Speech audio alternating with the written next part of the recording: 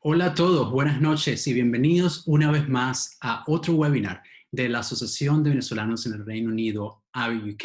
Pronto tendremos al doctor Sabas Castillo aquí en vivo y quería antes de eso pues recordarles un poco que el propósito de nuestra organización realmente es apoyar, fomentar y facilitar el desarrollo y el crecimiento tanto personal como profesional de todos nuestros miembros. Esto lo hacemos a través de actividades educativas y también de tipo social. Durante la pandemia, obviamente, nos movimos a la plataforma de webinars para poder seguir llegando a todos ustedes a sus casas, en donde quiera que se encuentren, no solamente en la parte central Londres, sino en todo el país, incluyendo Escocia y el norte de Irlanda. Así que bueno, sin más y más preámbulo, quiero hablarles un poco de nuestro invitado de hoy, el doctor Sabas Castillo. Doctor Sabas Castillo no solamente es miembro, también cofundador de nuestra asociación, sino también un miembro muy activo en la comunidad venezolana en muchas diferentes iniciativas, trabajando para Healing Venezuela y otro tipo también de organizaciones donde la contribuye como profesional y también como voluntario. Pero les cuento un poco del perfil de Sabas, ¿no? Perfil que es bastante interesante para el tema de hoy. Sabas es un médico psiquiatra egresado de la Universidad Central de Venezuela y también psicoanalista. Es miembro asociado de la Sociedad Psicoanalítica Caracas y miembro también invitado de la Sociedad Británica del Psicoanálisis. Ejerce aquí en el Reino Unido tanto como psicoanalista y terapista privado, pero también trabaja para otras organizaciones. Es actualmente director de una organización que se llama Psicoconsultanos, que la pueden también encontrar en las redes y saber un poco de lo que ellos hacen. Hace bastantes actividades también en línea con otros webinars y actividades que son buenas que las sigan. Sin más preámbulo, quiero dar la bienvenida aquí a nuestro webinar. Sabas, si por favor entras, te damos la bienvenida para darte de una vez la palabra. Muchísimas Bienvenido. gracias, Ernesto. La verdad que es un placer estar con toda la gente que se conecta esta noche en Europa y más temprano en otras partes del mundo. Para mí de verdad es un honor participar en este webinar que hemos estado montando desde hace, como tú decías, 5 temporadas anteriores, con muchísimo éxito. Esta es la primera vez que hacemos uno más desde el punto de vista de lo que es la parte emocional y bueno, espero que cubrir muchas de las expectativas de la gente que se está conectando esta noche, ¿no? Efectivamente, efectivamente. Y una de las cosas interesantes de lo que estamos conversando anteriormente en nuestras reuniones de la asociación, ¿no? Que muchos de los webinars que hemos hecho son bastante prácticos, pero más hacia el aspecto de negocio, el aspecto, como tú le decías, el aspecto corporativo. Hemos hablado de digital marketing, hemos hablado de cómo montar empresas en el Reino Unido, hemos hablado de cómo comunicarse en público de manera efectiva, cosas muy quizás orientadas a la parte de carrera, a la parte de éxito profesional o financiero, ¿no? Pero es momento también de ver lo que es el bienestar mental y el bienestar espiritual de nosotros como individuos, que tenemos que sentirnos bien para precisamente poder tener ese éxito, ¿no? No podemos tener un éxito ni educativo, ni profesional, ni personal si internamente no nos sentimos completamente bien. Eso va desde elementos básicos de la autoestima, obviamente, hasta lo que sentimos por ser inmigrantes, efectivamente, y haber dejado nuestra tierra lejos de nosotros por cualquier motivo que haya sido. Así que bueno, Sabas, vamos a escucharte muy atentamente a todo lo que tienes que compartir como profesional en la materia. Me retiro, te dejo la pantalla, vuelvo en unos 25, 30 minutos.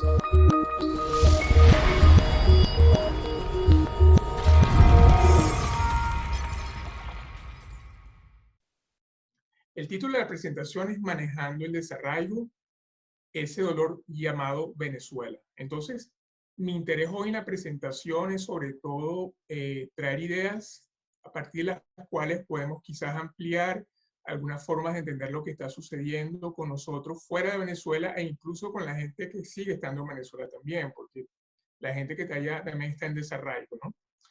Entonces, para mí es importante las imágenes y es importante también el significado de las palabras, ¿no? Entonces, aquí vemos primero la lámina número 2, que básicamente son las 3 primeras palabras que son más importantes que me interesa de construir junto con ustedes, ¿no? Yo creo que esto sería motivo de que podamos seguir discutiendo sobre el tema, ¿no?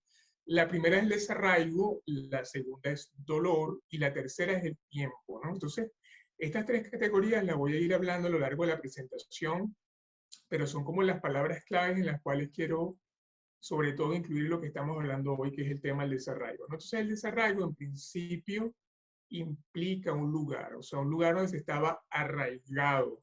O sea, eso implica como la imagen de una planta que tiene sus raíces en un lugar y repentinamente es cambiada a otro lugar. Entonces, en el cambio, en el proceso de estar en ese lugar uno donde estuvo arraigada, al lugar 2 donde se vuelve a arraigar, hay un proceso que por supuesto puede tener diferentes alteraciones, ¿no? El proceso va desde que si se planta en una tierra que es distinta, con una luz que es distinta, con menos agua quizás, esa planta puede tener la posibilidad de no reverdecer como estaba actualmente en su territorio original, ¿no?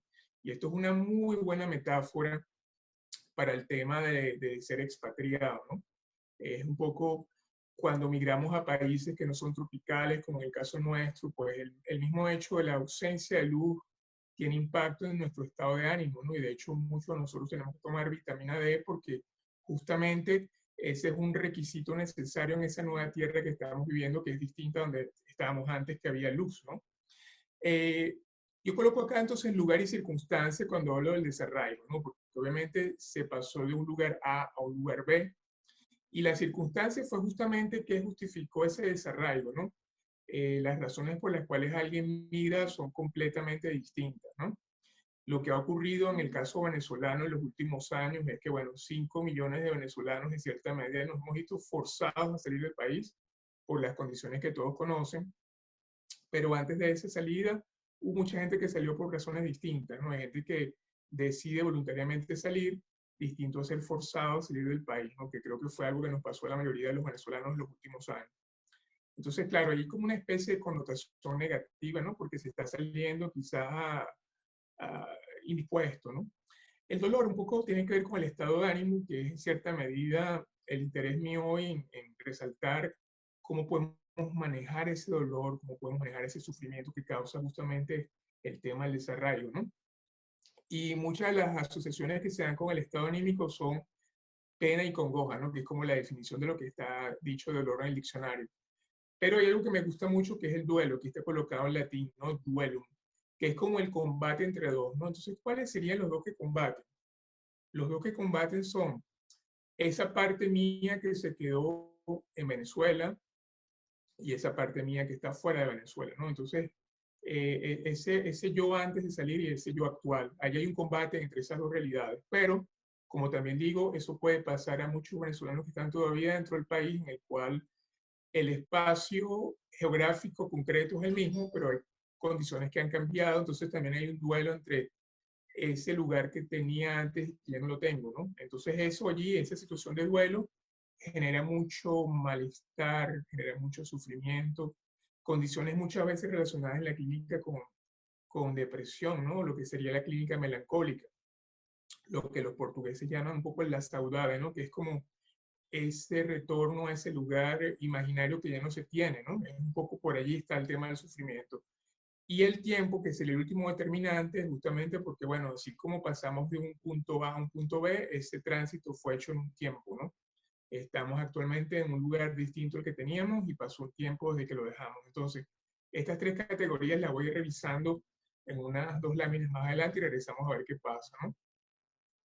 Como segunda lámina tengo esta, que justamente es como la representación de ese escudo que es que posiblemente que tenemos, o el escudo de Venezuela que está completamente desgastado, ¿no? Aquí hay categorías también que tienen que ver con el déficit, ¿no? Con la escasez, con el cambio de verde, ¿no? Con el tema del empobrecimiento. Entonces, esto remite, por supuesto, a las circunstancias actuales que todos sabemos. No voy a ahondar aquí en temas que ya todos estamos manejando, pero efectivamente un caballo flaco y quizás tristón, ¿no? Es que quizás como que nos representa, ¿no? Y en el franco rojo, digamos, las espigas doradas están hasta partidas y están disminuidas, hablando un poco de ese tema de explotación y de abuso de los recursos naturales del país y los otros recursos que la gente del régimen está haciendo, ¿no? Empobreciendo lo que era el país. Y por supuesto, esto que era verde, la palma y la oliva, pues ya están decaídas, ¿no? Incluso la cornucopia, que en la parte de arriba se ve un pedacito, está sin ninguna abundancia. Entonces, estamos enfrentando básicamente las circunstancias de un país empobrecido, que el cual muchas veces ya no reconocemos, ¿no? No, no es el país que que tuvimos ni el que queremos tener, y esto más o menos la representación de eso desde el punto de vista gráfico, ¿no? Entonces, ¿qué hacemos con ese lugar perdido que es el espacio? ¿Qué hacemos con ese tiempo pasado? Un poco aquí tratando de emular a eso de que todo tiempo pasado fue mejor, ¿no? ¿Y qué hacemos con nuestro presente? Porque ese tiempo pasado que fue mejor nos produce en este momento sufrimiento porque ya no existe. ¿Y qué hacemos con el malestar? Entonces aquí yo quiero sobre todo hablar de estas dos categorías que son tiempo y espacio, ¿no? Que son unas categorías muy interesantes desde el punto de vista filosófico e incluso de la psicología, porque estos binarios nos colocan como en definición, o sea, lo que define la condición humana justamente es el tiempo y el espacio. Cuando estas condiciones de tiempo y espacio se modifican, como en el caso que estamos hablando, el espacio en este caso sería el territorio de Venezuela o el lugar de Venezuela donde vivíamos, nuestra ciudad, nuestro pueblo, que ya no lo tenemos con nosotros, ¿no? Ese cambio de espacio que se dio en un tiempo específico, o sea, que hemos migrado aquí hace 2 años, hace 3 años, hace 10 años, no importa el paso del tiempo, ¿no? Pero en ese diferencial de lugar y de tiempo, allí es donde se crea el malestar. O sea, el malestar está creado básicamente por el cambio de las condiciones espaciales y geográficas y el cambio de tiempo que pasó desde que salimos del lugar, ¿no? Si esto lo sabemos, por eso me interesa mucho ir como a lo que serían las ideas bien iniciales, ¿no?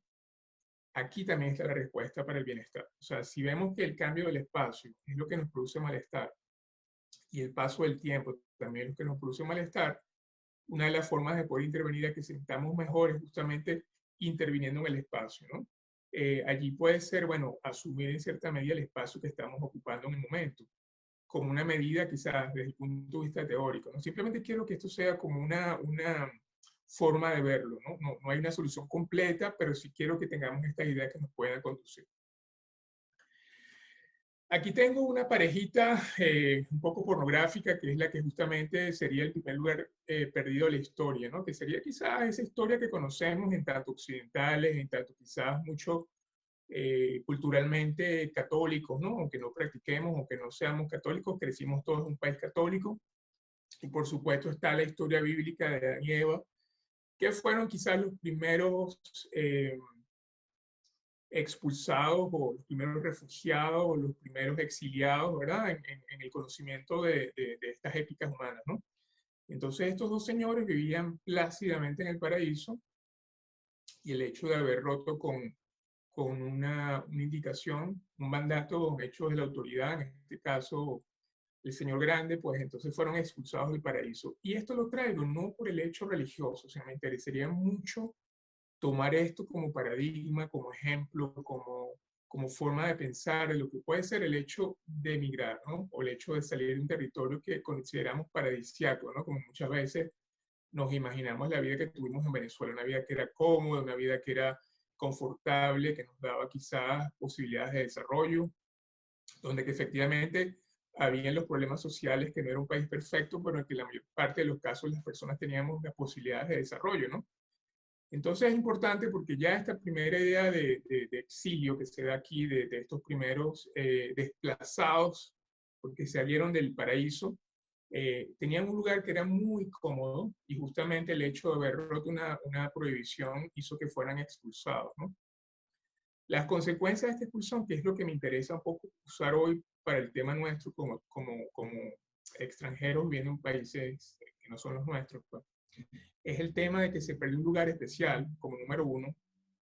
Y la segunda cosa, que también es como parte de la información bíblica, de estar quizás como un territorio donde no hacían esfuerzo, les tocó entonces comenzar a trabajar para ganarse el pan con el sudor de la frente, ¿no? Esto es casi literal de la Biblia.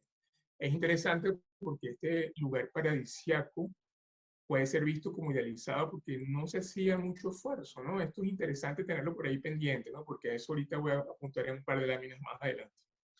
Y luego el hecho, por supuesto, de como no se podía comer ya el árbol de la vida, esta parejita inicial que son nuestros padres ontológicos, de ser inmortales, quizás casi unos semidioses, pues, comenzaron a ser mortales, ¿no? Entonces aquí el tema de la mortalidad me interesa muchísimo porque esto es lo que nos hace humanos también, ¿no?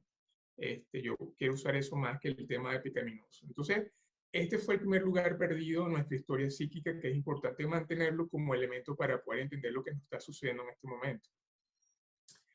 Y aquí coloco entonces el primer lugar perdido personal, ¿no? Entonces aquí tengo una lámina muy graciosa de un bebé flotando plácidamente en la cavidad uterina de su madre, despreocupado completamente de lo que es el sentido del tiempo y del espacio. Esta entidad que está aquí creciendo, básicamente le interesa es, por esa manguerita, recibir comida y recibir oxígeno. Es como si estuviera conectado aquí un delivery continuo, ¿no? Donde no tiene que pagar, donde no tiene que llamar por teléfono para que le traiga el motorizado la comida que está pidiendo para la noche, sino que tiene una provisión continua de alimento y de oxígeno. Entonces, este señor está tan cómodo que ni siquiera masticar debe hacer porque todo le pasa ya predigerido por el cordón umbilical. Esto es interesante porque nuevamente nos estamos colocando acá en un espacio en el cual se da una situación muy ideal, muy casi perfecta, ¿no? En el que no hago esfuerzo. Esto es muy interesante porque justamente el tránsito que hace el bebé de la cavidad uterina cuando nace se describe desde la psicología como el trauma más importante del ser humano, que es el trauma al nacimiento. Y se define ese trauma al nacimiento porque obviamente el bebé cuando llora está justamente enfrentando las condiciones de temperatura distintas que encuentra en el espacio fuera de la cavidad uterina, tiene que respirar y literalmente si no llora no mama, ¿no? Porque antes básicamente estaba allí con el cordón pegado y no tenía que hacer ningún esfuerzo. Entonces justamente aquí estamos tratando de establecer dos categorías entre ese paraíso que perdió Adán y Eva, donde tampoco había esfuerzo, y esta cavidad uterina donde el bebé nace al mundo, que es un poco adverso en relación a la temperatura y a sentir el peso del cuerpo, ¿no? Porque aquí estaba casi en gravidez, metido en esta agua, que es interesante porque este paradigma de la suspensión en el agua ha sido colocado en muchas civilizaciones, sobre todo orientales, como ese gran lago cósmico en el cual todo sucede y todo es perfecto, ¿no? Y además mucho del espacio que se trata de encontrar cuando se hace meditación o cuando se practica yoga es interesante porque tiene esta razón, que es conseguir como este espacio de paz que tuvimos alguna vez, ¿no? Que todos conocemos y que todos queremos regresar. También es importante porque una vez que el bebé sale de la cavidad uterina, a pesar de que ya tiene que hacer esfuerzos para comer y para respirar y por supuesto el peso de su cuerpo, en ese primer y segundo año de la vida, si tiene una mamá que hace su papel adecuadamente en relación a la provisión de amor y cuidados, se establece también lo que sería unas condiciones de amor ideal, de amor perfecto, ¿no? De este que llaman, sí, amor perfecto, que es justamente el paradigma que tenemos después cuando crecemos, tratando de buscar pareja y dándonos cuenta que no hay ninguna pareja que nos encontremos que nos pueda dar el amor que nos dio la mamá, que era completamente incondicional. Entonces aquí tenemos el primer pelón también desde el punto de vista de lo emocional, que ese amor que se consiguió en esos 2 primeros años de vida de nuestra vida humana, dada por el ser que nos cuidó, sea mamá o la figura que consiguió cuidarnos, fue un amor incondicional que más nunca se repite. Entonces ahí también está un tema de la condición humana que va más allá incluso del tema de ser emigrante. O sea, la condición humana parece siempre buscar condiciones ideales que conoció. O sea, esto es una realidad que nos ocurrió a todos, estar dentro de la cavidad uterina. Y el tema, el otro que les mencioné al principio, es cultural, ¿no? Entonces tratamos de buscar como esos lugares ideales. Luego aquí tenemos el señor Moisés dirigiendo la apertura del Mar Rojo para que los judíos expulsados de Egipto buscaran la tierra prometida, ¿no? Entonces es interesante porque quizás es como el opuesto a lo que veníamos hablando antes, ¿no? Antes hablábamos de ese paraíso de donde salió Adán y Eva, o sea, ellos conocieron el paraíso y salieron del paraíso. Y en esta representación bíblica también está un poco la tierra prometida como la tierra en el futuro. O sea, esta gente la estaba pasando malísimo en Egipto siendo esclavizados y se fueron a la tierra que aparecía como prometida para ellos, en las cuales pues no iban a tener esta esclavitud ni este sometimiento. Entonces, lo que quiero mostrar acá es que en la condición humana hemos tenido muchas situaciones en las cuales el tema de emigrar o el tema de salir o el tema de ser expulsados está presente. O sea, que no es un tema solo que atañe a lo venezolano, ¿no? Lamentablemente las condiciones nuestras se han exacerbado y se dice que luego de Siria la cantidad de refugiados más grande del mundo que hay son los venezolanos, ¿no? Entonces, por supuesto, estamos hablando también de proporciones épicas. ¿Cuáles son los aspectos entonces que sería interesante hasta ahora hablar, ¿no? Está la idealización, que es un poco ese paraíso que perdió Adán y Eva, ese útero que perdió el bebé, versus una realidad. O sea, ya el bebé no está en la cavidad uterina, ni está siendo, digamos, tiene que hacer esfuerzos para comer, y ya la parejita original tampoco está en el paraíso, entonces tiene que trabajar.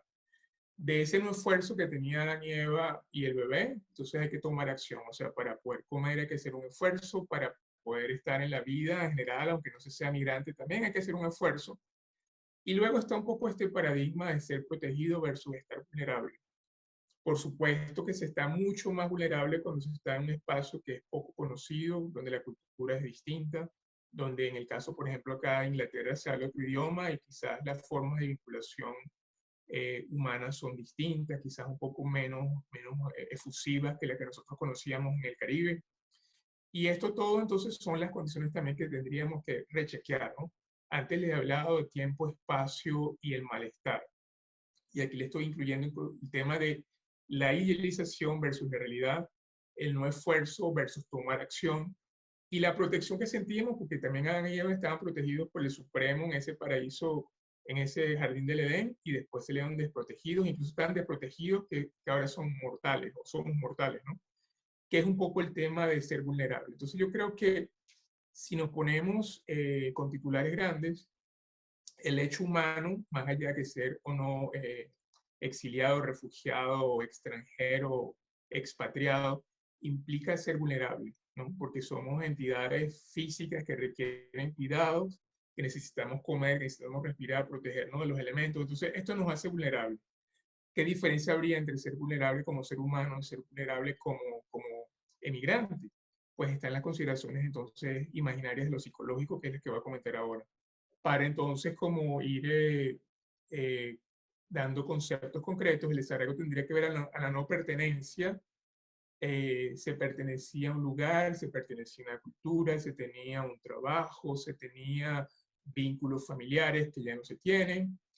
Yo coloco acá el no actualizar de memoria, ¿no? Porque yo creo que el hecho de la memoria es una actividad que se ejecuta continuamente. Entonces la memoria de ir un domingo a la playa, la memoria de ir a celebrar un cumpleaños o estar juntos en familia para diciembre o sí, para 24-31, esas memorias ya no se pueden hacer de la misma forma que se hacían antes en el lugar donde estuvimos, ¿no?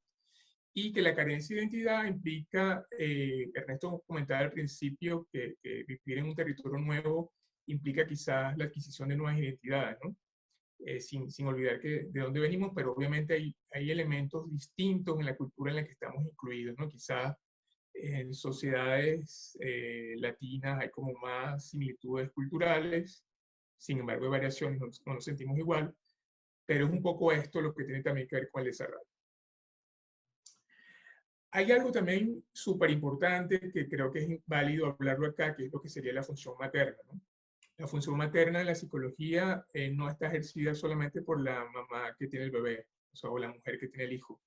Es aplicable a cualquier ser humano que tenga que ver con los cuidados, que provisión de cuidados, tanto que él sea capaz de proveer los cuidados como proveérselo a él mismo, ¿no?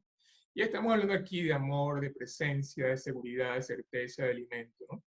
Y vemos acá esta Madonna italiana del Renacimiento con dos bebés, uno plácidamente durmiendo en su regazo y el otro contemplando posiblemente a su hermano dormir también, ¿no? Y la mamá, pues, muy relajada. Entonces creo que esta imagen es la que estamos todos buscando, una imagen de placidez, una imagen de tranquilidad, una imagen de seguridad, una imagen de amor, que en muchos casos o hemos perdido o la tenemos a mitad. Entonces, claro, se establece allí por esta pérdida de estas atribuciones un malestar, porque queremos todos sentirnos seguros, tener certeza, ser alimentados, y aquel alimento no solamente es el alimento concreto como tal, sino el alimento emocional, ¿no? Que son nuestras relaciones, nuestras amistades, el ser reconocidos. Todos estos son elementos súper importantes que tienen que ver con el tema de la función materna y de la identidad. Esto es un montaje de una exposición brillante que se dio hace poco y que, bueno, podía haber sido estado presente, pero cerraron el museo otra vez. Y la exposición se llama ¿Qué significa ser humano hoy? ¿Qué significa ser humano hoy? Y básicamente la exposición que se presentó en la Galería Wellcome, que es una galería de básicamente cuestiones médicas acá en Londres, que presenta unas exposiciones buenísimas, tenía que ver con el tema de las minorías en el siglo XXI. Y básicamente este montaje se llama El astronauta refugiado. Imagínense ustedes el nombre, el astronauta refugiado. Entonces uno se imagina un astronauta protegido con un equipo fantástico para hacer caminatas astronómicas, lunares, fuera del transbordador, fuera de la estación espacial. Y no, este es un señor que se provee de un traje espacial, pero porque es refugiado, ¿no? Entonces esto es interesante porque el tema de ser refugiado implica en sí mismo lo vulnerable. Entonces, este señor tiene que proveerse de un traje espacial que lo proteja y sin embargo, el contraste que se ve acá es en la espalda, tiene una red de pesca donde él ha copiado elementos muy concretos para poder vivir el día a día, ¿no? Aquí tenemos martillos, machetes, libros, unos mecates, unas lámparas, ¿no? Entonces, como ese contraste entre este ser vulnerable, que es un refugiado que está transitando diferentes geografías hasta que un país lo acepte, que por supuesto lo estamos viendo con muchísima tristeza en el caso venezolano, de estos que van desde Guiria hasta Trinidad y muchos se ahogan, o los que están saliendo de Punto Fijo, Paraguaná, hasta las islas del Caribe, que tampoco los aceptan, o los que han seguido caminando a pie hasta Sudamérica, haciendo recorridos de semanas, pasando frío. Entonces, es un poco ese contraste entre lo que sería el mayor alcance del humano, que es los viajes espaciales, y sin embargo aquí en la Tierra tenemos gente que está sufriendo. ¿Cuál es el balance? Primero, lo que sí tenemos, porque yo comencé la exposición hablando de las deficiencias, del trabajo negativo, ¿no? Lo que no se tiene, el desarraigo como un espacio negativo, el malestar como un espacio negativo. Entonces, una de las soluciones grandes es hacer como un balance personal de lo que sí tenemos, más allá de las condiciones que tengamos donde estemos, incluso en Venezuela, qué es lo que tengo a mi alrededor. O sea, tengo algún familiar cercano, tengo a mi pareja al lado, tengo algún amigo al lado con el que me pueda conectar. Entonces, yo estoy aquí sobre todo comentando eh, el balance en lo positivo y lo emocional, o sea, la gente que nos acompaña. Obviamente también deben haber muchos venezolanos que están solitos por allí, pero en este sentido, pues, eh, mantienen conexiones virtuales con vía WhatsApp o vía llamadas a gente que conocen. Entonces eso hay que sostenerlo también, eso sería balance también. Una mirada puesta en el momento, ¿no? A pesar de que esto puede sonar como psicología positiva, que a veces no me gusta porque es como que muchas veces se enfatiza que tenemos que sentirnos bien porque sí, y esta es la parte quizás como más alienante porque uno se siente como puede sentirse, ¿no? No toda la gente se puede sentir bien todo el tiempo. Entonces, cuando pongo acá mirada puesta en el momento, incluso si se está triste, honrar un poco esa tristeza, ¿no? Porque las emociones son cambiantes, o sea, afortunadamente no se puede estar triste toda la vida, así como tampoco se puede estar contento toda la vida. Yo creo que lo emocional es un fluctuante y lo que nos cuesta mucho es aprender a que eso es así, ¿no? Efectivamente hay personas con dificultades emocionales más marcadas que sí pueden tener una condición de tristeza mucho más continua, ¿no? Pero estos son casos quizás no tan presentes, ¿no? Y en este caso, pues hay medidas para que eso sea distinto desde el punto de vista farmacológico, desde el punto de vista profesional con ayuda. Cuando pongo acá ayuda a limitar nuestras capacidades, porque justamente en el video que se rodó en las redes para promocionar este evento se decía qué pasa si yo necesito ayudar a alguien en Venezuela y yo mismo no puedo ayudarlo por mis condiciones en el país donde esté. Entonces justamente hay que hacer como una especie de honestidad con uno mismo y con la gente que está allá y decir, bueno, en este momento no puedo realmente, ¿no? Porque yo también creo que hay expectativas a veces de que si se sale del país, uno está mejor de lo que estaba allá y al principio cuesta retomar la vida que uno tenía antes en el país, ¿no? Y recurrir a lo que nos conforta. Bueno, esto es peligroso porque ustedes me pueden decir, bueno, yo puedo buscar tomar una botella de ron y todos los días me tomo una botella de ron, eso me conforta. Claro, quizás aquí no tanto porque una botella de ron puede costar hasta $50, ¿no? Pero lo que nos conforta aquí me refiero sobre todo a situaciones más saludables, ¿no? Si es actividad física, si de repente es la lectura, si de repente es conversar con amigos, si de repente es estar más tiempo con mi pareja, si de repente es llamar más a la gente que yo quiero. A esto me refiero, ¿no? Porque, bueno, aquí puedes pensarse elementos químicos ilegales y, por supuesto, mucha gente puede confortarse así, pero este no es el mandato de este cuarto balance, ¿no? Y lo último, participar activamente en nuestra comunidad cercana, ¿no? Y este es el concepto de lo que es Hannah Arendt, que fue una filósofa europea muy conocida. Hablaba de lo que es la definición pura de la política. O sea, la política no es pertenecer a un partido político, es poder participar activamente con la comunidad que tenemos alrededor. Y no necesariamente tiene que ser una comunidad venezolana, aunque eso pudiera ayudar, porque quisiéramos también hacer redes, por eso desde la BUK promovemos estos eventos para tratar de unificar a la comunidad venezolana que está aquí en el Reino Unido. Pero esto nos da mucho sentido de pertenencia. O sea, ella misma, Hannah Arendt, habla de que las categorías humanas son trabajo y labor, ¿no?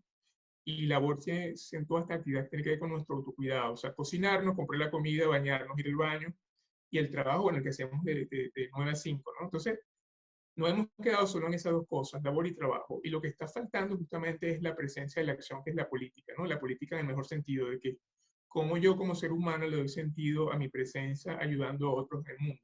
Entonces, esto nos ayuda mucho, incluso cuando estamos tristes, porque el participar con grupos humanos nos da un sentido de que nuestro sufrimiento no es único, que es compartido, no es que si está mal otro va a estar mejor yo, sino que es que nos demos cuenta que el humano siempre implica estas dificultades, ¿no?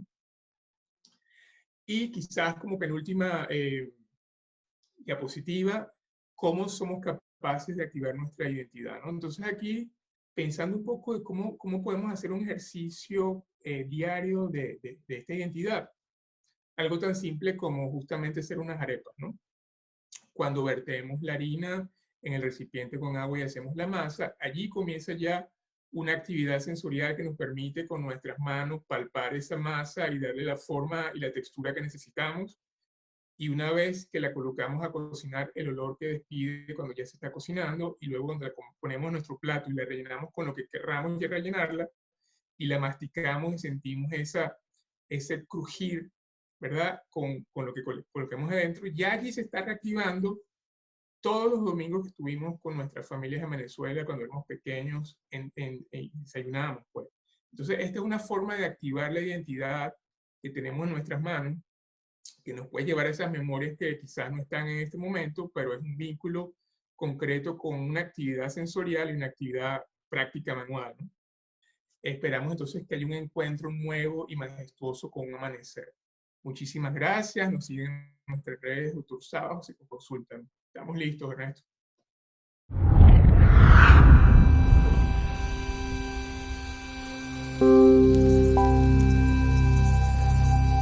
Gracias por la ponencia que nos acabas de compartir y sobre todo por los tips prácticos, ¿no? Que estuvieron allí al final donde hablabas del balance.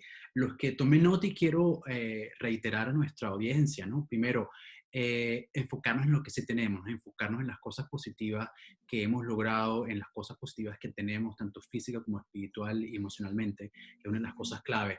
Tener la mirada puesta en el ahora, asegurarnos de que estemos presentes. Una de las cosas que he leído y que practico en lo posible cuando lo recuerdo es, bueno, la felicidad realmente se hace en el ahora, ¿no?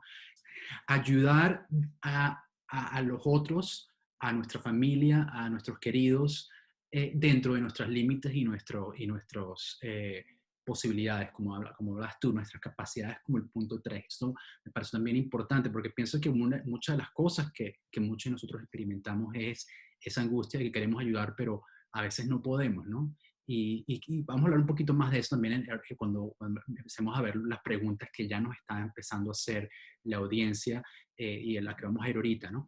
El cuarto punto que me encantó, recurrir a lo que nos conforta, ¿no? Y para mí eso fue como que, bueno, ¿qué tipo de actividades me puedo involucrar yo hoy en día que me ayuden a tener ese bienestar emocional? Pero también, cosa que quizás no mencionamos, me ayudan a involucrarme más en mi entorno nuevo, ¿no? Para mí personalmente, una de las cosas críticas en este proceso de integración en una cultura nueva, ya después de 18 años estar aquí, es también aceptar, ¿no? Aceptar realmente y genuinamente de que este es mi nuevo hogar, ¿no? Mm. Y el momento en que pasamos ese switch en nuestra mente, Entonces nos abrimos de manera inconsciente a crear amistades locales con ingleses, con británicos, con personas de otras nacionalidades, y empezamos a ver el mundo también acá de manera diferente, porque hay un balance en el, me desapego de donde vengo y cuál es mi nexo con ese desapego, pero también me integro y siento un sentido mayor de pertenencia al entorno donde estoy y creo eso como mi nuevo hogar, ¿no? Entonces me conecto con mi comunidad venezolana, me conecto con comunidades propias en base a mis intereses que tengo, me desarrollo y me siento parte de esta sociedad. Eso me pareció súper útil. Y como tu último tip, involucrarme ayudando en la comunidad. Y bueno, qué oportunidad más grande que la que estamos creando nosotros mismos de manera voluntaria todos aquí en AVE UK, ¿no? AVE UK es sencillamente eso, una estrategia para ayudarnos y conectarnos y replicar un poco de esa familiaridad cultural que tenemos y apoyarnos y ayudarnos a crecer personal y profesionalmente. Pero no solamente eso, sino también con el voluntariado y el apoyo a organizaciones como nuestros amigos que queremos muchísimo y apoyamos a cada momento en lo posible a Healing Venezuela y otras organizaciones que también están disponibles en las que podemos hacer voluntariado, no necesariamente relacionadas con Venezuela, sino cualquier otro tipo de causa, ¿no? Pero bueno, vamos a ver algunas de las preguntas que tenemos de la audiencia y también recordarle a la audiencia que si alguien quiere particularmente comentar algo, hablar de manera muy concisa, 30, 45 segundos o hacernos una pregunta en vivo, levanten la manito y podremos darle la palabra. Pero a ver, una de las cosas que nos dice aquí Tami, dice, querido Saba, muchas gracias por la ponencia. Por favor, ¿puedes elaborar nuevamente la parte del balance de lo que sí tenemos, ¿no? Tuve una interrupción acá y no pude escuchar esa parte. Bueno, de hecho, creo que hablé un poquito cuando hice ahorita mi resumen, pero ¿hay algo adicional que quieras agregar, Saba, con respecto a, a- a- a enfocarnos en lo que sí tenemos? ¿Y a qué te referías más con eso? Sí, yo creo que es importante, Ernesto, porque, y gracias también por la pregunta, ¿no? Usualmente estamos como colocados en eso que llaman el pasto del vecino siempre es más verde que el mío, ¿no? Eso es un poco el tema del balance, ¿no? Entonces yo creo que es importante que nos coloquemos en nuestras propias circunstancias, ¿no?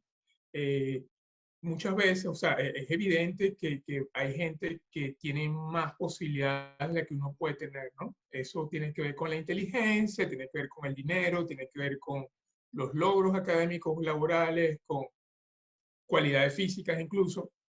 Pero entonces siempre eso vamos como en el terreno de lo ideal, ¿no? Entonces yo justamente por eso fue que metí a Adán y Eva y metí al bebé, porque ese paradigma de lo ideal es el que muchas veces nos causa sufrimiento, ¿no? Porque no hay condiciones perfectas, señor. Lo único perfecto fue ese paraíso que perdimos, no Venezuela, sino ese paraíso bíblico, y luego el tema del útero. Pero el resto tenemos que aceptarnos como somos, y yo creo que eso no es fácil, no es que uno pase un switch y ya yo me acepto como soy, porque hay muchas cosas atravesadas allí. Pero ese es, Ernesto, el camino para, más que la felicidad, es lo que tú dijiste antes, la aceptación, que creo que el primer elemento, y luego cuando uno acepta, uno puede integrar, o sea, no puede darse cuenta que no tiene también aspectos oscuros, que no tiene aspectos mejores, pero el balance es que uno se dé cuenta que tiene cosas buenas y cosas malas. Y en el caso de un migrante, balance, bueno, efectivamente, aquí en Londres no hace el sol que hace en Caracas nunca, y eso es una realidad, y claro, si eso me va a entristecer a mí, obviamente voy a ser muy infeliz. O sea, el balance, bueno, aquí no hace sol, y eso es una realidad, no la puedo cambiar. O sea, son estas cosas que nos incomodan, Ernesto, pero que nos preceden, son mucho más grandes que nosotros. Entonces, lo que sí tengo es, bueno, puedo comprar vitamina D en la farmacia, aunque eso no me haga feliz, ese es mi balance. Y en relación, por ejemplo, a muchas personas que por supuesto sabemos que han migrado y no están ejerciendo su profesión por las razones que sean, obviamente es difícil allí como que la identidad se mantenga porque se es emigrante y luego se comienza a hacer algo que no es lo que yo me formé porque necesito pagar cuentas. Entonces, claro, en esas circunstancias particulares es muy difícil hacer balance porque ya hay una poca satisfacción. Pero asumir que eso es temporal, ¿no? Porque efectivamente la condición que tienes cuando llegas a un país no es la que vas a tener hasta siempre, ¿no? Al principio no se puede tener lo que uno tuvo en Venezuela, cual fue lo que tuviera, ¿no? Entonces yo creo que el balance implica aceptar también lo que uno tiene. Así es, definitivamente. Gracias por eso, Sabas, muy útil. Le estoy leyendo también una pregunta de Daniela Matas, ¿no? Ella nos hace un punto, nos hace, habla de un punto interesante que yo también quiero comentar. ella nos dice, en el punto de ayuda limitada a nuestras capacidades. A veces la ayuda que también podemos dar desde lejos es emocional, no solamente económica, ¿cierto? Y esto me conecta con una de las cosas que yo estaba notando durante la sesión ahorita, que le estoy empezando a llamar algo así como que los 6 sufrimientos, ¿no? Y voy a mencionar rápidamente lo que yo anoté aquí como los 6 sufrimientos para ver de qué manera algunos de ustedes quizás pueden también conectarse con ellos, ¿no? Y uno de esos es precisamente el hecho de que a veces no podemos ayudar tanto como quisiéramos ayudar, ¿no? Mm, Entonces, primer sufrimiento, el hecho de que queremos ir a ver a nuestra familia, a nuestros amigos, a Venezuela y que por algún motivo X o Y no podemos, ¿no? Pero pienso que fue hace muy poco, ¿sabes? Que en una reunión comentábamos que tú decías, voy a ir a Venezuela y que tus padres te decían, mira, sabemos que quieres venir, queremos verte, pero por favor no vengas, ¿no? No es extraño eso para un venezolano, ¿no? Un padre preocupado que quiere ver a su hijo, un hermano preocupado que extraña a ese hermano o a esa hermana, pero que me dice, mira, no vengas porque aquí hay problemas de seguridad, porque no sabemos si puedes volver a salir, si te quedas encerrado, o sea, tantas cosas, ¿no? Entonces, qué difícil es para nosotros los venezolanos poder reconectar con esa tierra, dolor número uno. Dolor número dos, muchas veces salimos sabiendo que quizás íbamos a irnos por un tiempo y quizás regresar o regresar a menudo a visitar y que ya no podemos quizás regresar y que quizás tenemos que ahora aceptar que mm. tenemos que construir una vida en otro sitio y que la gente que dejamos allá ya tampoco esté allá, ¿no?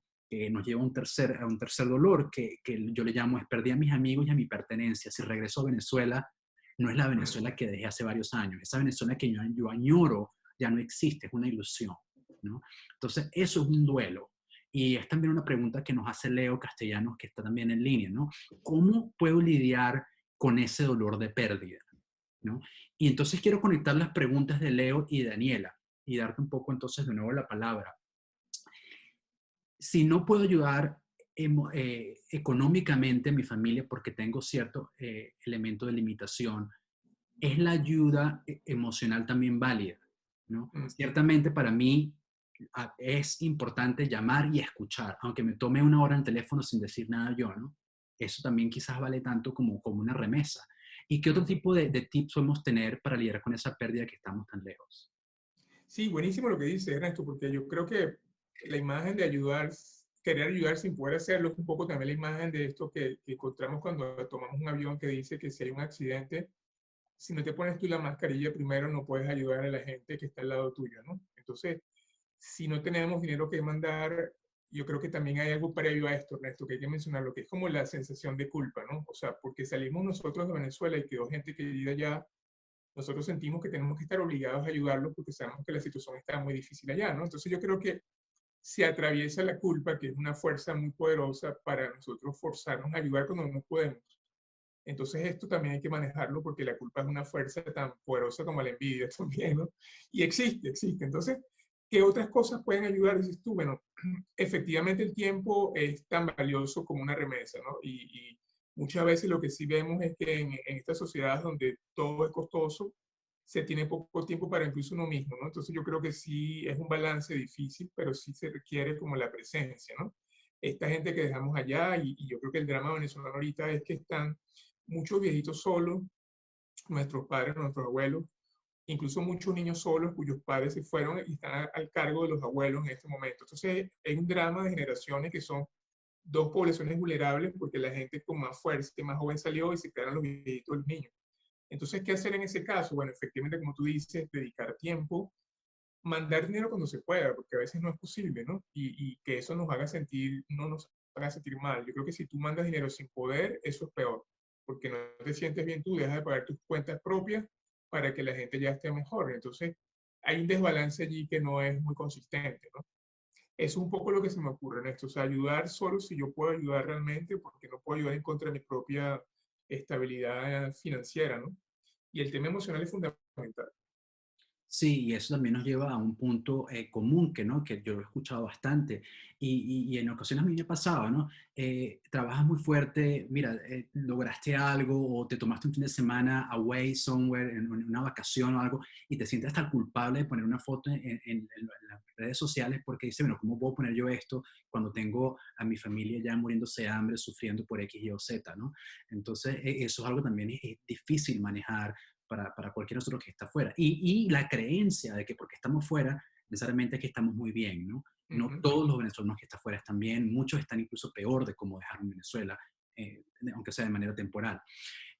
Tenemos a Domingo que nos quiere hacer una pregunta. Domingo, te voy a dar la palabra. No podemos verte, pero si activas tu micrófono y te haces un mute, bienvenido, Domingo. Buenas noches, gracias por todo esto que están organizando. No, era un comentario o sea, corto. Es sencillamente que he visto mucha gente y muy particular que me pasó a mí, que yo me sentía mal con ese sentimiento de desarraigo durante bastante tiempo y en parte me di cuenta que era eh, porque uno mismo en muchos casos viene con una sensación de temporalidad en el que yo estoy, bueno, ¿cuándo me voy a devolver o cuándo me voy a ir para otro lado? ¿Qué es lo que voy a hacer? ¿Dónde estoy? Y llegué a la conclusión un poco de que no importaba cuándo tomase esa decisión, mientras no la tomaba, la decisión era echar raíces.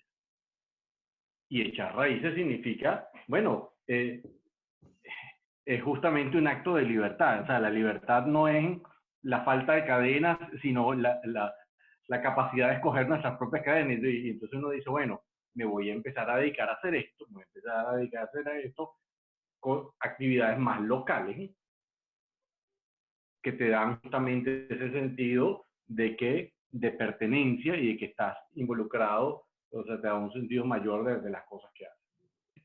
Muchísimas gracias por esa contribución. La metáfora definitivamente es súper útil, ¿no? O sea, quitarme las cadenas para poder sentirme libre. Echar raíces es un sentido de libertad y algo que definitivamente nos ayuda. Y me encanta a mí también la metáfora que nos daba Sabas, ¿no?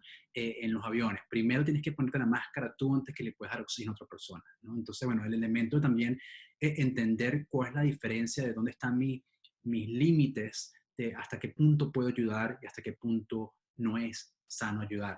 Y quizás lo más sano allí también es poder comunicar muy honestamente a la familia, mira, esta es mi situación y hasta aquí es donde puedo ayudar y de seguro que muchos de ellos también pueden entender. Gracias, Domingo. Tenemos otra pregunta por aquí que me parece interesante, ¿sabes? Y pendiente del tiempo ya, porque estamos sobre las 8, pero tenemos todavía muchísima gente conectada, es impresionante. Y tenemos muchísimas preguntas, ¿no? Pero voy a hacer un par más, me extiendo unos minutos, me tomo esa libertad con la audiencia. ¿Qué hacer con el sentimiento de culpabilidad de saber que uno está bien y el resto de la familia está pasándola mal, ¿no? Ujú. Pienso que es algo, nos me preguntaba Marlene es eso, ¿no? Pienso que es algo que estamos discutiendo precisamente ahora, pero no sé si tienes algo más que agregar allí, ¿sabes? Sí, yo creo que se añade el tema de estar fuera, ¿no? Porque, digamos, estando en Venezuela, cuando las cosas funcionaban un poco mejor, teníamos familiares que estaban mejor que nosotros en Venezuela. Entonces, yo creo que la dificultad es por qué nos sentimos culpables si estamos afuera mejor, ¿no? Yo creo que el tema de estar bien o estar mal puede pasar dentro o fuera de Venezuela. Es un tema nuestro también, ¿no? Y es como decía Domingo hace rato, si no asumimos el nuevo espacio que tenemos como el espacio que tenemos, eso nos permite aceptar incluso los éxitos, ¿no? Porque creo que hay una canción también histórica que era un merengue caraqueño que se llamaba El Norte es una quimera, ¿no? Que es una cosa que se compuso en 1920, que había muchos venezolanos que iban a Nueva York y entonces decían que el norte era una quimera, qué atrocidad, ¿no? Y dicen que allá se vive como un pachá. Entonces era como una primera frustración, porque se supone que la tierra extranjera es mejor que la tierra nuestra, pero bueno, había gente que estaba bien allá cuando las cosas están bien. Entonces es un tema también como de manejar los logros y el tema de la envidia no lo podemos manejar, pues es un tema que pasa porque es humano también. Yo creo que a veces nos ponemos muy pudorosos con cosas que no queremos comentar que existen. O sea, la muerte existe, la envidia existe, la rabia existe, existe también la culpa. Y esas son cosas humanas que nos hacen como variados en lo emocional, pues aceptar que eso está allí. Sí. Otra pregunta de Jonathan, que también lo tenemos en la audiencia. Saba, siento que muchos amigos familiares no quieren hablar contigo porque estás en Europa y ellos no han tenido esa oportunidad. Sí, no sé por qué, o sea, hay muchas razones por las cuales la gente venezolana no quiere hablar, ¿no? Y una de ellas es no preocupar, ¿no? Porque eh, cuando no se está en condiciones, digamos, sino de inicio en el lugar donde llegaste y las cosas ya cada vez están mucho peor a nivel concreto, entonces esta gente que tenemos allá quizás no nos quiere preocupar a nosotros porque sabemos también que estamos aquí en condiciones a veces de inicio difíciles, ¿no? Y porque, como lo pone Jonathan, parece más bien que es como un tema de envidia, ¿no? Que ellos están como sintiendo que estamos mejor nosotros que ellos y por eso no quieren hablar, como un cierto malestar porque estemos bien nosotros. Es como quizás lo enfoca Jonathan. No sé un poco de qué va la cosa porque es como muy amplia la pregunta, pero en todo caso, eh, yo creo que la respuesta es la aceptación. O sea, si nosotros aceptamos las condiciones que tenemos, cualquiera que sean, y que seamos honestos con eso, honestos es que si estoy comenzando una vida en el nuevo lugar y no tengo suficiente dinero, no puedo mandar a Venezuela y eso tengo que decirlo a los venezolanos que están allá. Si estoy en unas condiciones mejores, pues yo puedo ayudarlo en la medida que puedo ayudar. Eh, Hay, por supuesto, un tema ético con las fotos de bienestar puestas en redes sociales, Ernesto, ¿no? Porque obviamente es un conflicto. Mandar fotos de comida cuando ya la gente está pasando la difícil puede ser también como comprometido desde el punto de vista ético, ¿no? En redes sociales. Pero en todo caso, yo creo que todos somos responsables de más o menos tener lo que, o hacer lo que con sentido común nos dicta la conciencia, ¿no? Victoria nos hace una pregunta muy interesante a la cual yo le quiero también agregar algo más antes de que tú nos des tu respuesta. Dice, a veces cuando trato de ayudar a mi familia dentro de mis capacidades, a veces me dicen que estamos bien y no sé muchas veces qué hacer o incluso cómo mantener una comunicación realmente honesta, cómo lidio con esto, ¿no? Y en mi caso personal es en oportunidades llamar a mi papá, llamar a un familiar y cómo está bien y saber que en algunas oportunidades ellos ocultan una enfermedad, por ejemplo, un diagnóstico o alguna preocupación, porque no quieren que uno aquí se angustie, porque quieren que uno esté echando para adelante y haciendo su vida, ¿no? ¿Cómo realmente, y claro, el dilema allí es cómo sé realmente qué está pasando, ¿no? Y cómo tener esa comunicación Sí. honesta, como dice Victoria. ¿Qué comentas en este aspecto? Yo no justifico ni cuestiono el hecho de que la gente pueda ocultar información para hacer que el otro no se sienta mal, ¿no? Pero sí, digamos, como graduar los niveles de honestidad. Yo creo que si la comunicación se requiere, cierto nivel de honestidad es necesario para que se dé el intercambio. Así es. Una de las cosas que en términos prácticos también nos ayuda a esa cercanía, ¿no? Sobre todo hoy en día y que lo ha acelerado bastante la pandemia en términos prácticos, es poder acercarnos más a nuestra familia, a nuestros amigos, las personas con las que queramos precisamente tener ese sentido de hogar, ¿no? Eh, eh, Muchos quizás hemos tenido oportunidad de participar en reuniones o celebraciones de cumpleaños en Zoom con toda nuestra familia a lo largo de todo el mundo, ¿no? Entonces, de alguna manera, la tecnología también nos ha ayudado un poco más a hacer a acercarnos de manera un poco más a la parte emocional también, ¿no? Voy a hacer un par de preguntas más. Sé que tenemos muchas manitos levantadas en la audiencia, pero consciente del tiempo, ¿no?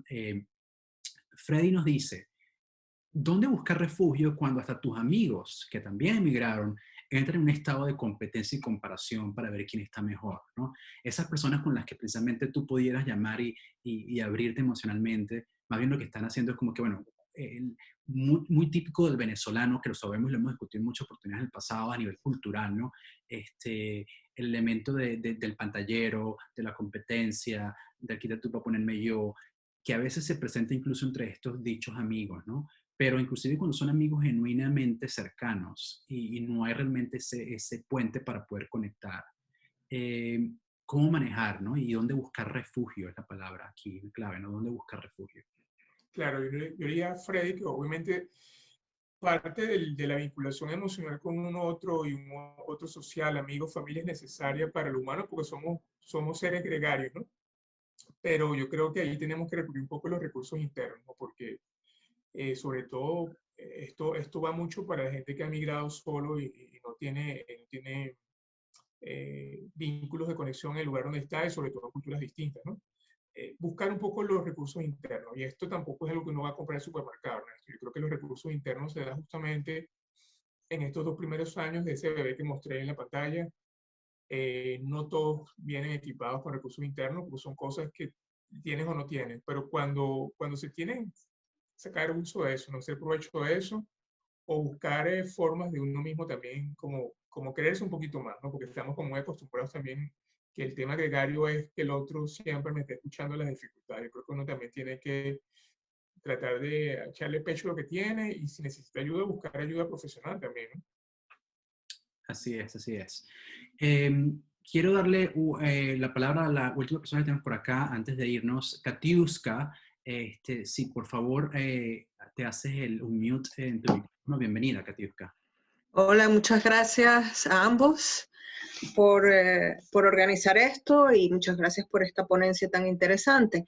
Mi pregunta va hacia el otro lado, porque yo me he encontrado con situaciones con los ingleses. Mi esposo es inglés, mis jefes son ingleses, estoy haciendo un doctorado, mis supervisores son ingleses, y a veces yo me veo con dificultades por las situaciones que estamos viviendo en Venezuela. Entonces yo les cuento y ellos no me creen, porque ellos viven una situación tan diferente, una realidad tan diferente, que a veces ellos piensan que yo les estoy contando, no sé, que yo les estoy mintiendo o que yo estoy exagerando, ¿me explico?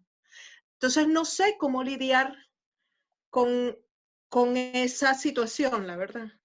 Y creo que no, nos pasa mucho, porque yo lo he hablado con otros venezolanos y me dicen lo mismo. Sí, así es, así es. Muchísimas gracias por tu comentario y tu pregunta. Sabas, cuéntanos, ¿qué piensas de lo que nos dice? Sí, bueno, lo que dice Katiuska es muy interesante porque yo creo que ni siquiera nosotros mismos entendemos lo que pasa en Venezuela, entonces mucho menos lo va a entender un inglés, porque son cosas que pareciera realismo mágico, o a veces es tan realismo mágico que es hiperrealidad. Entonces, pues yo le digo a Katiuska no insista, porque obviamente el sentido común no existe muchas veces en Venezuela y no podemos explicar esto, la gente pensará que estamos mintiendo. Entonces, despreocúpate, Katiuska, dedícate a terminar tu doctorado y pon tu energía allí. Gracias, Saba. Bueno, son exactamente las 8:10 y no quiero abusar del tiempo que tenemos, ¿no? Una Aquí está. pregunta que nos acaban de hacer en estos momentos rápidamente. Jonathan, ¿cómo se apuntan en la asociación? Jonathan, lo que tienen que hacer es sencillamente ver a nuestra página web. Allí dice registrarse arriba a la derecha y puedes unirte ya a los 600 miembros que tenemos y para que recibas toda la información de las actividades que hacemos, que nada más se las enviamos inicialmente a nuestros miembros por correo. Otras preguntas también quizás fueron un poco muy específicas, ¿no? Entonces, la invitación es que contacten al doctor Sabas Castillo directamente. Él nos dio su handle de Instagram al final de la presentación. Igual lo pueden conseguir en nuestra página web de abuk.org. Gracias también a todas aquellas personas que nos comentaron el valor que está ofreciendo estos eventos a ustedes. En particular, Lenny, y aquellas personas que se están ofreciendo con voluntariado, pónganse en contacto con nosotros. Estamos, de hecho, buscando voluntariados adicionales. Tenemos muchas actividades que queremos hacer con la asociación, así que todo es un valor interesante. Sabas, voy a darte un minuto para cerrar, para que luego entonces te despidamos y yo hago un anuncio final y con eso concluimos. Buenísimo. Bueno, muchísimas gracias por acompañarnos hoy. De verdad que creo que la clave es individual. O sea, no hay recetas que puedan ser aplicadas a todos para sentirse mejor, eventualmente para ser felices. O sea, yo creo que huyan de aquellas personas que les den indicaciones para ser felices. Eso es una cosa muy personal como la ropa interior. Entonces ustedes busquen justamente esas cosas que le confortan, háganse cargo de sus recursos emocionales, busquen la gente que los acompañe de verdad, no como estos amigos que se voltean cuando hay dificultades, y tratar de ser honesto consigo mismo. Eso creo que es el mensaje final, Ernesto, para esta noche. Muchísimas gracias, Saba, y muchísimas gracias por tu tiempo, por estar aquí. Te retiro de la pantalla y del audio. Quiero cerrar entonces dándoles rápidamente una listica de las cosas que van a estar pasando organizadas por la asociación en los últimos días del año. El próximo webinar es el 2 de diciembre, ya les comenté al principio, 100 tips prácticos de cómo tener más éxito y cómo vivir mejor aquí en el Reino Unido, específicamente diseñados para nosotros los venezolanos.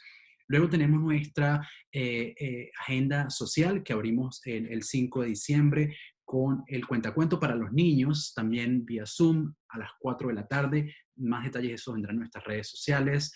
Y la gran sorpresa, hemos estado trabajando bastante duro, sobre todo con el liderazgo de Paula Gotera y Rose Estefano, con lo que llamamos la parrandita para Venezuela.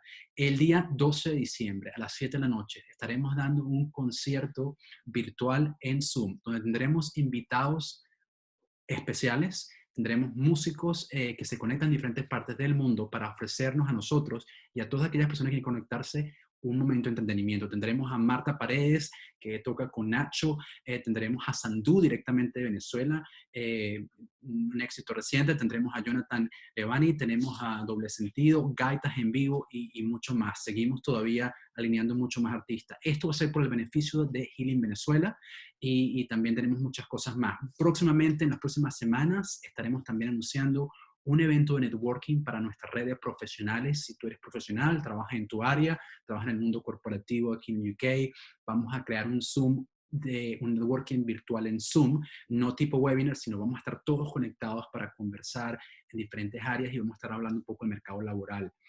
Síguenos en las redes, lean los emails y sobre todo comuníquenle a otros compañeros venezolanos que se registren en la asociación para las cosas que tenemos más adelante. Gracias a todos por su tiempo. Como siempre, un placer tenerlos. Aquí estamos para apoyarnos, crecer juntos, tanto en la parte profesional como personal. Disfruten del resto de la noche y nos vemos nuevamente en un par de semanas. Gracias y hasta luego.